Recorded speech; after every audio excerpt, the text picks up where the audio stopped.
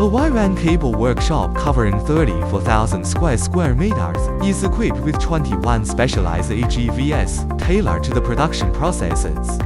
The project establishes for lights-out manufacturing zones, fully automated drilling and stranding transport, cross-process wheel loading, unloading for screening and cabling, landside raw material transport, NPD testing and finished product warehousing. This setup achieves the project goals of deploying the largest fleet of AGVs, handling the heaviest payloads, and covering the most comprehensive routing network within a single workshop.